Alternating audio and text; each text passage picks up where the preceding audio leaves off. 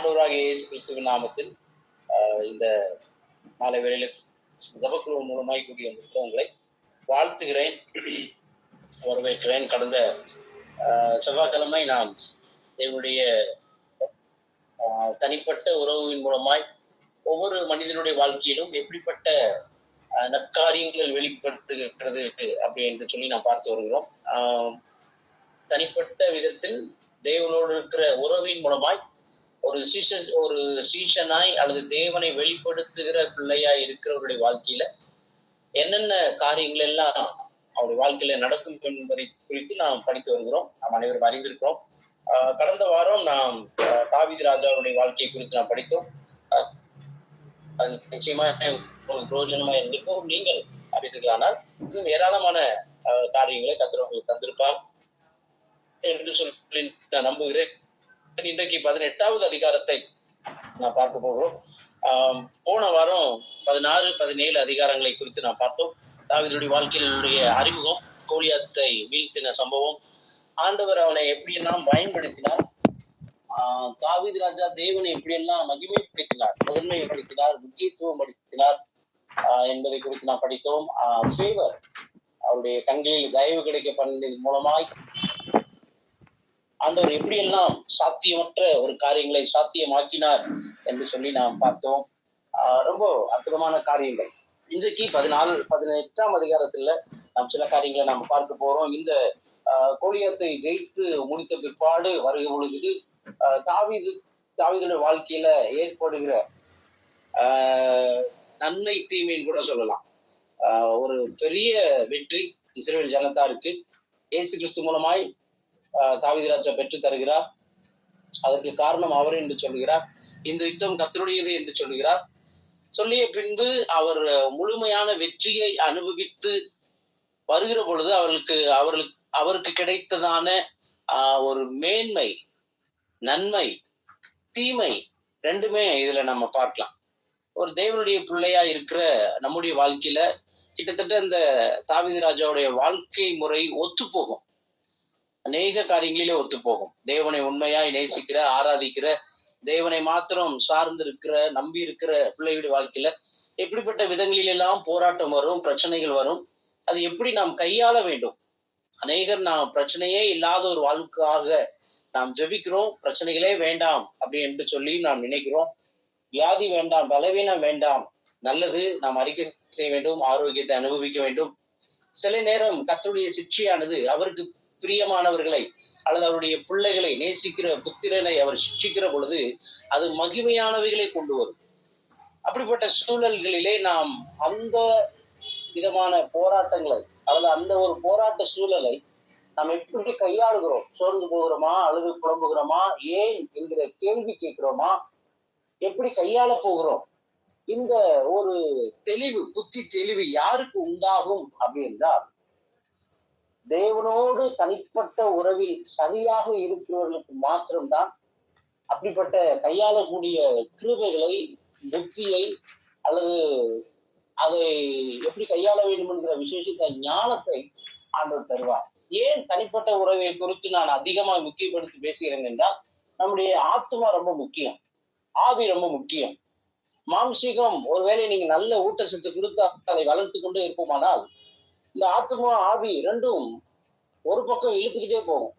ஆனா நம்ம ஆத்மாவுக்கும் ஆவிக்கும் அதிகமான தேவனோடு இருக்கிற உறவு, ஆராதனை, வேத வாசிப்பு, ஜபம் அப்படிப்பட்ட காரியங்கள் நாம் ஈடுபடுகிற பொழுது மாம்சத்தினுடைய எண்ணங்கள், மாம்சத்தினுடைய யோசனைகளுக்கு நாம் அதிகமாக செவி சாய்ப்பதில்லை, செவி சாய்க்க முடியாது. ஏனென்றால் நாம் வசனம் என்ன சொல்லுகிறது, ஆண்டவர் என்ன சொல்லுகிறார், அப்படிப்பட்ட சிந்தையுடையவளா இருப்போம். ஆகையினாலதான் நான் சொல்லுகிறேன், தனிப்பட்ட தேவனுடைய உறவில் இருக்கிறவர்கள் எப்படி தங்களுக்கு நேரிடுகிற பிரச்சனைகளை, சூழல்களை கையாளுகிறார்கள் அப்படி என்பதை நாம் தாவீது ராஜாவுடைய வாழ்க்கையில நாம் பார்க்கலாம். முதல் 4 வசனங்களை நாம் 1 சாமுவேல் 18ஆம் அதிகாரம் முதல் 4 வசனங்களை நாம் வாசிக்கிற பொழுது அங்க தாவீதும் யோனத்தானும் நல்ல நண்பர்களாக அறிமுகமாகிறார்கள். இந்த வெற்றியை தாவீது ராஜா பெற்ற பின்பு அங்க 2 பேருக்கும் ஒரு நல்ல சிநேகம், ஒரு நட்பு உண்டாகிறது. பெரிய ராஜாவோட பையன் அவருக்கு நண்பராக மாறுகிறார். நல்லா கவனிக்கணும்.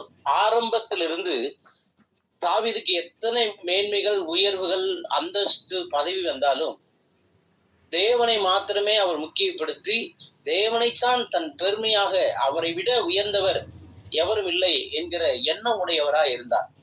எபிரேயர் புத்தகம் முழுவதும் நீங்கள் வாசிப்பீர்களானால் எல்லாவற்றையும் காட்டிலும் இயேசு உயர்ந்தவர் அப்படின்றதான் அந்த புத்தகம் சொல்ல வருகிறது. எல்லாவற்றை காட்டிலும் இயேசு மாத்திரம் உயர்ந்தவர். அவர்தான் நம்முடைய இரட்சகர், விடுவிக்கிறவர். அவரை போல ஒரு உயர்ந்தவர், மிக சிறந்தவர் யாரு இல்லை என்பதை குறிக்கிறதா அந்த எபிரேய புத்தகம். அப்போ இங்க அப்படிப்பட்ட ஒரு சிநேகம் கிடைக்கிறது.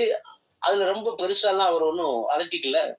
அதுக்கப்புறம் 5வது வசனத்திலிருந்து 16வது வசனம் வரைக்கும் நீங்க வாசித்து பார்த்தீங்கன்னா, ஒரு குறிப்புக்காக நான் சொல்றேன். ஆனா அந்த சம்பவங்களை உங்களுக்கு புரியுற மாதிரி நான் சொல்றேன். 5வது வசனத்திலிருந்து 16வது வசனம் வரைக்கும் 2 காரியம் நடக்கு. ஒண்ணு, தாவீது தான் போகிற இடம் எல்லாம், அல்லது சவுல் யாரிடத்திலாம் அனுப்புகிறானோ, எங்கெல்லாம் யுத்தம் பண்ணுவதற்கு, சண்டையிடுவதற்கு, அல்லது எந்த ஒரு காரியத்தை செய்ய அனுப்புகிறாரோ அந்த இடத்தில் தான் புத்திமானாய் நடந்து கொண்டான். இந்த வார்த்தை 2-3 முறை வருகிறது. புத்திமானாய், மகா புத்தியாய், ரொம்ப அவனுடைய பிஹேவ் ரொம்ப ஸ்கில்டா இருந்துச்சு,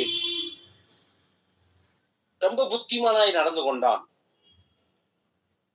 அதுக்கு இடையில ஒரு சம்பவம் நடக்கு. என்னன்னா, இதே சவுல் தாவீதை பார்த்து என்னுடைய கண்களில் அவனுக்கு தயவு கிடைத்தது, என்னுடைய கண்களில் அவனுக்கு ஃபேவர் உண்டாச்சுன்னு சொன்ன அதே சவுல் ராஜா இப்போ அவரை பிடிக்காத ஒரு நபராய் பார்க்கிறார். தனக்கு பிடிக்காத ஒரு நபராய், தான் மிகவும் வெறுக்கக்கூடிய ஒரு நபராய் அங்க தாவீது ராஜா பார்க்க ஆரம்பிக்கிறார். காரணம் என்னவென்றால், அந்த சகோதரிகள், ஸ்திரீகள் பாடின பாடல் அப்படிப்பட்டது. என்ன பாடுறாங்க? 18வது அதிகாரத்துல வாசிக்கிறீங்களா? சவுல் கொன்றது 1000, தாவீது கொன்றது 10. 7வது வசனமும் 8வது வசனமும் 9வது வசனம் வாசிக்கிறீங்களா?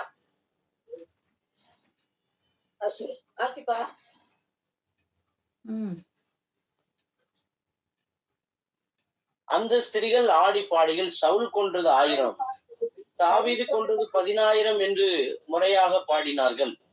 அந்த வார்த்தை சவுலுக்கு விசனமாய் இருந்தது.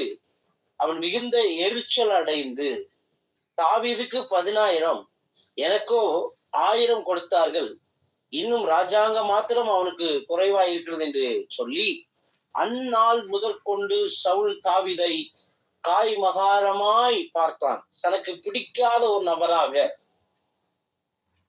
காரணம், பதவியில் இருக்கிறவர்களுக்கு ஒரு உச்ச புகழ்ச்சி ஒன்று இருக்கும். இப்ப ஜனங்கள் பாடுகிறார்கள், இந்த வெற்றியை கொண்டாடுகிற பொழுது அவர்கள் பாடின அந்த பாடலினுடைய விதம் சவுலை மிகவும் எரிச்சல் அடைய செய்தது. ஆனா தாவீது அதுல பெருசா பிரியப்பட்ட மாதிரி நான் இந்த பகுதியில வாசிக்கிற பொழுது நான் அப்படி பார்க்கல.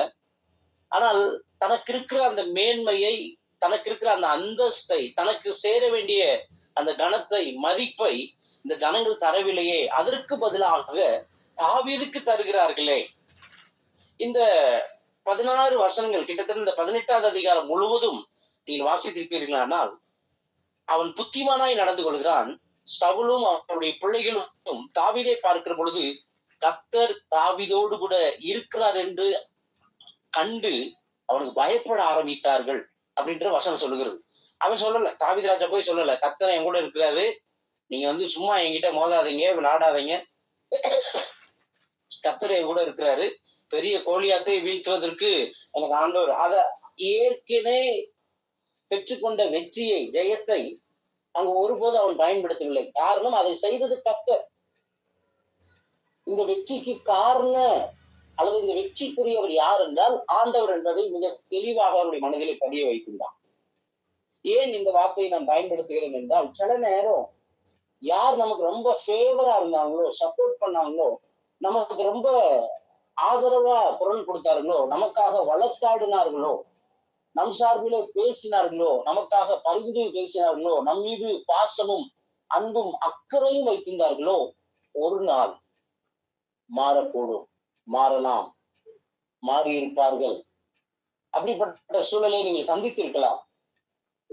தன்னுடைய இருதயத்துக்கு ஏற்ற அல்லது தனக்கு மிகவும் பிடித்த மனிதனாய் தன்னுடைய கண்களில் ஃபேவர் தயவு கிடைத்த அதே தாவீது சவுல் ராஜாவுடைய கண்கள் மூலமா இப்பொழுது தனக்கு பிடிக்காத தான் மிகவும் வெறுக்கத்தக்க ஒரு நபராய் பார்க்கிறான்.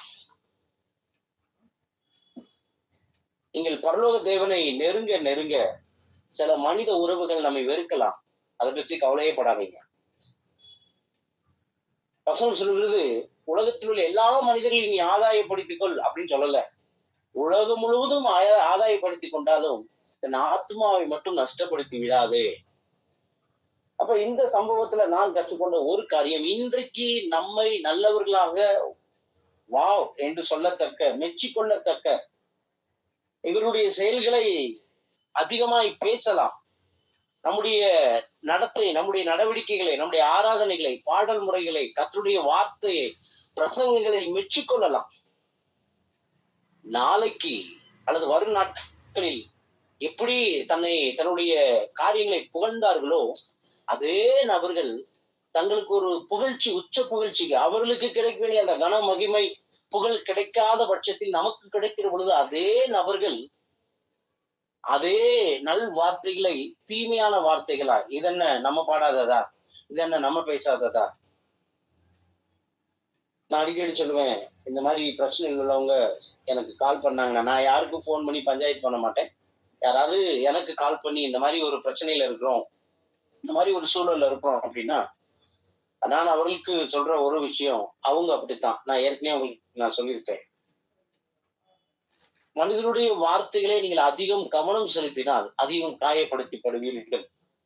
மனிதனுடைய காரியங்களை அல்லது அவருடைய நற்செயல்களை நாம் முக்கியப்படுத்தி பிரியப்படுத்தி மனிதர்களை நாம் புகழ்ந்திருப்போமானால், மனிதர்களுக்கு அதிக புகழ்ச்சியை கொடுப்போமானால் நாம் காயப்படுத்தப்படலாம்.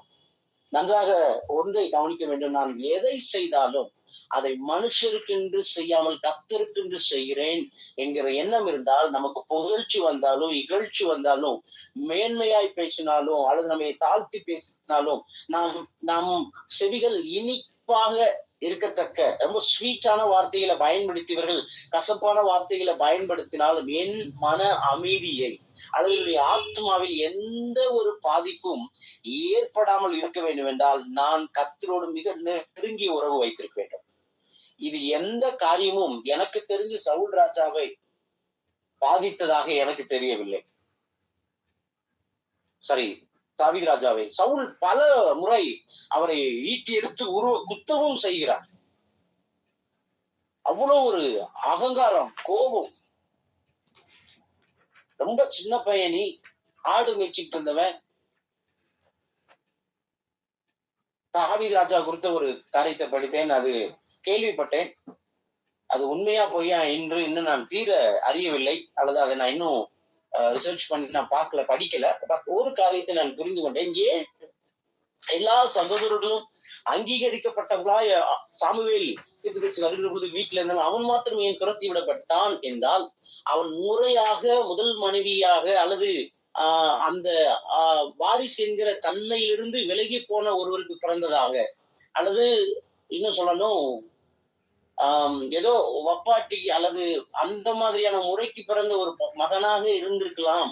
அப்படி இருக்கிற ஒரு நபருக்கு தான் அவர்கள் மகன் என்கிற அந்தஸ்தை விட்டு இரண்டாவது இருக்கிற அந்த ஒரு ஸ்தானத்தை, அந்த ஒரு இடத்தை அவர்கள் தருவார்களாம். அது அவருடைய கலாச்சாரத்தின் அடிப்படை. இது எந்த அளவுக்கு உண்மை அப்படின்றத இன்னும் நான் படிக்கல. நான் படிச்சேன்னா அதோட ஆதாரத்தோடு உங்களுக்கு நான் சொல்றேன். அவருடைய கலாச்சாரம் முதல் மனைவிக்கு பிறந்த பிள்ளைகள் தான் பிள்ளைகள் என்கிற அந்தஸ்தை, தகப்பனுக்கு பிறகு ராஜ்யபாரம் பண்ணுவது அல்லது ஆளுகை செய்யக்கூடிய அந்த ஸ்தானத்தை தருவார்களாம். ஒருவேளை இரண்டாவது மூன்றாவது மனைவி அல்லது ஏதோ ஒரு பிரியத்தில் அவர்களை கட்டிடமாய் சேர்த்து கொண்டு அவர்களுக்கு பிறந்த குழந்தையா இருப்பார்கள், ஆனால் அவர்களை இப்படித்தான் ட்ரீட் பண்ணுவாங்க அப்படின்ற ஒரு செய்தியை நான் கேள்விப்பட்டேன். ஒருவேளை அந்த சூழலில் அப்படிப்பட்ட ஒரு சூழல்ல தாவீது ராஜா பிறந்திருக்கலாம். அதனால நிராகரிக்கப்படலாம். ஆனா இந்த எண்ணமானது தாவீதுக்கு சவுலுக்கு மிக தெளிவா தெரியுது. ஏன்னா ஈசாயுடைய பிள்ளைகள் எல்லாம் தன்னுடைய ராணுவத்துல தன்னுடைய அந்த ஸ்தலத்துல இருக்கிறாங்க. அப்பதான் இது யாருடா இது, ஈசாய்க்கு இப்படி ஒரு பையனா அப்படின்ற கேள்வி. இப்ப ஆண்டவர் இப்படி நிராகரிக்கப்பட்ட, ஒதுக்கப்பட்ட, புறக்கணிக்கப்பட்ட அந்த தாவீதை அபிஷேகம் பண்ணி சமத்த இஸ்ரவேலுக்கு ராஜாவாக மாற்ற வேண்டும் என்பதற்கு காரணம் தாவீதோடு தேவன் இருந்தார். தேவன் தாவீதோடு இருந்தார். தாவீது தன்னுடைய எல்லா சூழல்களிலும் தேவனை மகிமைப்படுத்திக் கொண்டே இருந்தார், முக்கியப்படுத்திக் கொண்டே இருந்தார். தாவீது ஒரு மிகப்பெரிய சர்டிபிகேட் வாங்கியிருக்கிறார். இவன் என் இருதயத்துக்கு ஏற்றவனாக கண்டேன். Close to heart. வேற யாரையும் அவங்க வைக்க முடியாது. அந்த இடத்துல வந்துட்டு தாவீது வைக்கிறாங்க. எத்தனையோ விழுதல், எத்தனையோ தவறு, தடுமாற்றம். ஆனால் தான் செய்த தவறை தேவன் என்பதாக பச்சையாக அப்படியே இதுதான் நான் இந்த தப்பு பண்ணிட்டு தான் நான் நிக்கிறேன். கிளியரா எதையும் அவர் ஹிடன் பண்ண மாதிரி, மறைச்சு சொன்ன மாதிரி எனக்கு தெரியல. நான் வாசிக்கிற சங்கீத புத்தகங்களில இந்த தைரியம் எனக்கு தெரிஞ்சு நம்மள யாருக்கும் இல்லை என்று நான் சொல்லுவேன். யாரா இருந்தாலும் ஆண்டவரே, நாங்கள் தெரிந்தோ தெரியாமல் செய்த பாவத்தை எங்களுக்கு மன்னியும். சிறு வயதுல, வாலிப வயதுல ஏதோ நாங்கள் தவறா இல்ல, பர்டிகுலரா நாம் சொல்ல மாட்டோம். ஹிடன் பண்ணுவோம். ஏசப்பா கிட்ட இதை பண்ணோம், அதை பண்ணோம். இல்ல, கிளியரா என்ன பண்ணீங்க.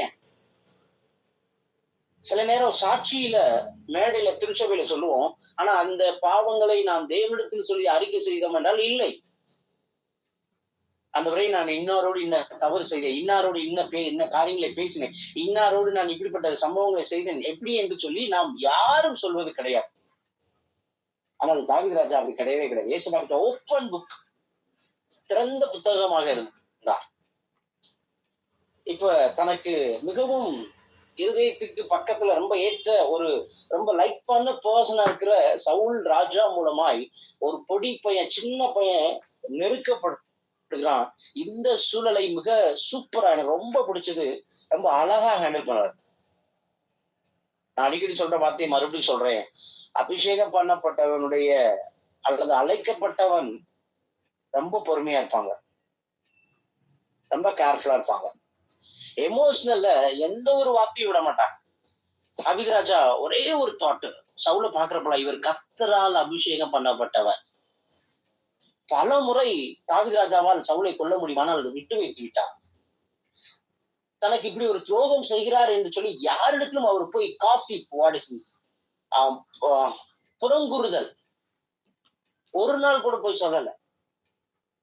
ஒருவேளை நமக்கு இப்படிப்பட்ட ஒரு துரோகம் இழைத்தவர்களை, நண்பர்களாய் இருந்தவர்கள் இன்றைக்கு பகையாளியாய், எதிராளியாய் மாறி நம்மிடத்தில் இருக்கிற எல்லா வீக்னஸ் எடுத்துட்டு போய் பிறரிடத்துல சொல்லி குத்தி காட்டி நகைத்து நம்மை குறித்து பேசுவர்களை குறித்து நாம் என்ன யோசித்திருப்போம்.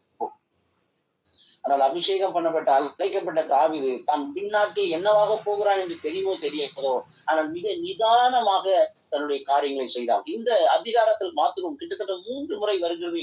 புத்திமானாய் நடந்து கொண்டான், மகா புத்தியாய் நடந்து கொண்டான். எனக்கு அந்த வார்த்தை ரொம்ப பிடிச்சிருக்கு. புத்தியாய், புத்தி தெளிவு என்பது ரொம்ப தேவனுடைய பிள்ளைக்கு ரொம்ப வேண்டிய ஒன்று. புத்தி தெளிவுன்றது. புத்தி தெளிவு இருக்கிறதுனாலதான் எனக்கு விரோதமாய் இருக்கிறவர் யார், கர்த்தரால் அபிஷேகம் பண்ணப்பட்டவர், அவர் பார்த்து கொள்ளட்டும். எனக்கு விரோதமான வருகிற யுத்தங்களை, எனக்கு விரோதமாய் வந்த சிங்கத்தை, கரடியை, கோலியாத்தை வீழ்த்தி எனக்கு ஜெயம் தந்தவர் யார் என்பதை அவர் அறிந்திருந்தார். போராடி போராடி சவுல் ராஜா ஒரு முடிவுக்குறாரு. நான் சொல்றது எல்லாமே 18வது அதிகாரத்துல இருக்கு. நான் உங்களுக்கு சம்பவமா சொல்றேன். அவர் கண்டுபிடிச்சிட்டாரு, எங்கெல்லாம் போராடம் புத்தியா நடக்கிறான், கர்த்தர் அவரோடு கூட இருக்கிறார் என்று மிக கிளியரா கண்டுபிடிச்சிட்டாங்க. இந்த நிதானமானது கர்த்தர் அவரோடு கூட இருக்கிறார் என்பதை வெளிப்படுத்தியது. எனக்கு ரொம்ப பிடிச்சிருந்துச்சு. இந்த உலகத்துல நமக்கு எத்தனை மேன்மைகள், பதவி, ஞானம் என்னெல்லாம் கிடைச்சாலும் கர்த்தர் என் கூட இருக்கிறார் என்ற அந்த அடையாளத்துக்கு நிகர் வேற எந்த அடையாளமும் கிடையாது. ஆண்டவர் என்னோடு கூட இருக்கிறார் என்கிற அடையாளத்தை விட இந்த பூமியில எனக்கு மிக சிறந்த அடையாளம் அல்லது மேன்மை, உயர்வு வேறொன்றும் இல்லை. அத மிக தெளிவாய் தாவீது ராஜா அறிந்திருந்தார். சவுல் பலமுறை அந்த வார்த்தைகளை பயன்படுத்துகிறார். அவனோடு கூட கர்த்தர் இருக்கிறார். என்ன வேணும் மேன்மை? இந்த அதிகாரத்தை நான் பொறுமையா வாசிச்சேன். டைம் எனக்கு ரொம்ப கம்மியா இருந்துச்சு சில பல வேலைகள்னால. இன்னும் இதை வாசிக்கணும், அகைன் ரீட் பண்ணணுன்ற ஒரு வாஞ்சை எனக்குள்ள இருக்கு. நீங்க தயவு செஞ்சு வாசிங்க. நமக்கு டைம் ஐ திங்க் ஆல்மோஸ்ட் முடிய போகுது. அந்த சில காரியங்களை மாத்திரம் சொல்லி முடிக்கிறேன். தன்னோடு கூட கர்த்தர் இருக்கிறார் என்கிற அடையாளத்துக்கு நிகர் இந்த பூமியில வேற எந்த அடையாளம் நமக்கு தேவையில்லை. நான் யாரு, நான் என்ன பண்றேன், பிள்ளைங்க என்ன பண்றாங்க, அறிமுகம் தேவை. ஆனா அடையாளம் என்பது கர்த்தர் என்னோடு கூட இருக்கிறார் என்பது மாத்திரம். நான் பிறரிடத்துல என்னை அறிமுகப்படுத்துவது என்பது வேற. ஆனால் என்னுடைய அடையாளம் கர்த்தர் என் கூட இருக்கிறார். அவர் நம்ம கூட இருந்தாருன்னா நான் புத்தியாய் நடந்து கொள்வோம். தனக்கு விரோதமாய் பேசுகிறார்களா, பேசட்டும். தனக்கு விரோதமான காரியங்களை சிந்திக்கிறார்களா, செய்கிறார்களா, ஏன் உருவ குத்துகிறார்களா, குத்தட்டும். என்னுடைய அடையாளம் நான் திருப்பி செய்வது அல்ல. சவுளுடைய குணத்தில் இருந்தார். தாவீதோட குணத்தில் கேரக்டர்ஸ் சேஞ்ச் ஆகல. கோவப்படுகிற, பொறாமைப்படுகிற, கசப்பாய் பார்க்கிற சவுலுக்கு நிகராய் தன்னுடைய குணத்தை அவன் மாற்றிக்கொள்ளவில்லை. காரணம், அவன் தேவனால் அபிஷேகம் பண்ணப்பட்டவன். அவன் அடையாளம் கர்த்தர் என்னோடு கூட இருக்கிறார், கர்த்தர் பார்த்துக் கொள்வார், கர்த்தர் எனக்காக யுத்தம் செய்வார். இதுதான் அவனுடைய அடையாளம். சம்டைம்ஸ் நம்மள ரொம்ப ஹேட் பண்றாங்கன்னா நம்ம அவங்க கேரக்டருக்கு நம்முடைய குணநலங்களை மாத்திக்கிறோம். அவங்க பேசலாம், நம்ம ஏன் சும்மா விடணும்? அவங்க பேசலாமா அப்படி? அப்ப நம்மளும் பேசுவோம். அப்பதான் அவங்களுக்கு தெரியும். இப்படியே விட்டுட்டு இருந்தா நம்ம வாய் இல்லாதவங்க நினைச்சுக்குவாங்க, நம்மளால சண்டை போட முடியாதுன்னு நினைச்சுக்குவாங்க, நம்ம கை கால் வழங்காதன்னு நினைச்சுக்குவாங்க. இன்றைக்கு தேவனுடைய பிள்ளைகளாய் இருக்கிற, தேவனுக்கு சீஷராய் இருக்க விரும்புகிறவர்கள், கர்த்தர் உங்களோடு கூட இருக்கிறார் என்கிற அடையாளத்தை நீங்கள் முதலில் கண்டு கொண்டார், தனக்கு நேர் எதிராய் குத்த வருகிற சவுலின் கைக்கு விலக்கி அவர் தப்புவித்தார்.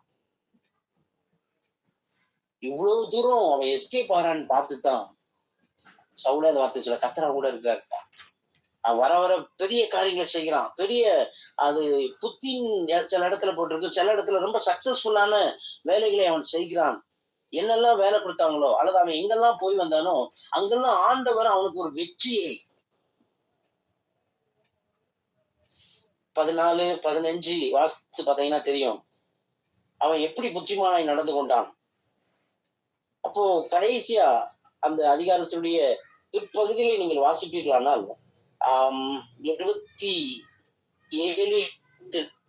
29, 30 வரைக்கும் வாசிக்கிறீங்களா? 70.